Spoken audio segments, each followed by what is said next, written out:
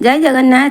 नमस्कार बंधुगण, आसतु आज जीवा ब्लैक पगोड़ा जहाँकि अर्कक्षेत्र बा सूर्य मंदिर। यही मंदिर एक प्रकार कला पत्थर निर्मित हो जहाँकि दूर ब्लैक देखा कला देखा तेणु विदेशी बणिक मैंने यहाँ ब्लैक पागोडार नाम देते। रास्तार चंद्रभागार बेलाभूमि टिके बुली आम बाहरी गलु कोणार्क जहाँकि पुरी ठारू प्राय 36 किलोमीटर दूर चंद्रभागा नदी कूल अवस्थित। किंतु एबे चंद्रभागा नदी विलुप्त प्राय आउ चंद्रभागा नदी सेठारे देखा जाऊ नहीं। यही स्थान में प्रथम द्वापर जुगरे तैयारी होइथिला सूर्य मंदिर।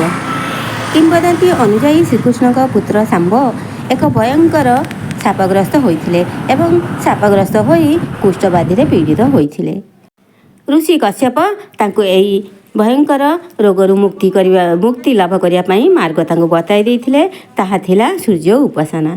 तेणु सांब 12 वर्ष काल एही चंद्रभागा नदी कूल सूर्यदेव को तपस्या करथिले एवं शेषे सूर्यंक आशीर्वाद क्रमे एही रोगरू से मुक्ति लाभ करथिले। तेणु सूर्यंकर एक मंदिर सेठारे से निर्माण करथिले, किंतु कालक्रमे ताहा लीन हो जाइथिला।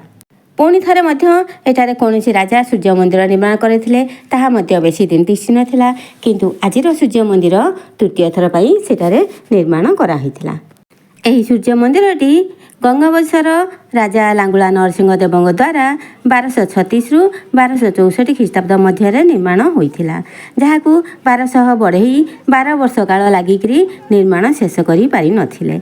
किंतु शेषरे बड़ईंकर मुखिया विशु महाराणकर 12 वर्षर पुत्र आसी देउलर मुंडी मारी थिला एवं 1200 बड़ईंकर जीवन रक्षा करने निजे शेषे मुंडी मारिया परे चंद्रभागा नदी गर्भ को लंप प्रदान करी जीवन देइथिला। एही मंदिर निर्माण कार्य सेतेबेलर 12 वर्षर राजस्व खर्च होइथिला। एही मंदिर कार्य कौनसी सिमेंटर व्यवहार होई नथिला। एही मंदिरर मुख्य देवता हेले सूर्य देवता। एही मंदिरटी सूर्यंकर रथ सदृश निर्मित होइछि, जेउथिरे कि 7टी अश्व लागिचंती टाणीबा पई जोखा होइचंती। एही रथरे 24टी चक लागिछि, जहाँकि समय चक, जहाँद्वारा पूर्व कालर लोक माने समय जानी पारुथिले। एही मंदिरर उच्चता 229 फुट थिला। एही मंदिरर कारुकार्य ओडिया कारुकार्य और कारुकला और स्थापत्यर एक ज्वलंत उदाहरण। ए मंदिर चूड़े 52 टन एक चुंबक लगिथिला।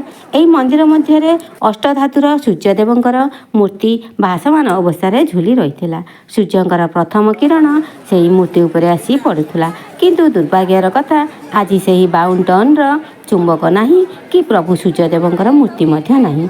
केहू आड़े गला ताहा केही कहि पारु नाहांती।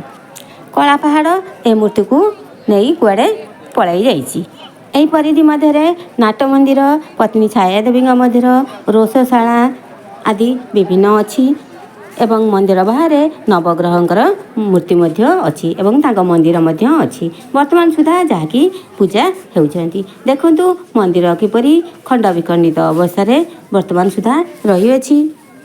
दीर्घ 800 वर्षर पुराना ओडिया कला स्थापत्यर निदर्शन रूपे दंडायमान एही ब्लैक पगोड़ा को थरे आसंतु एवं मन भरी देखंतु।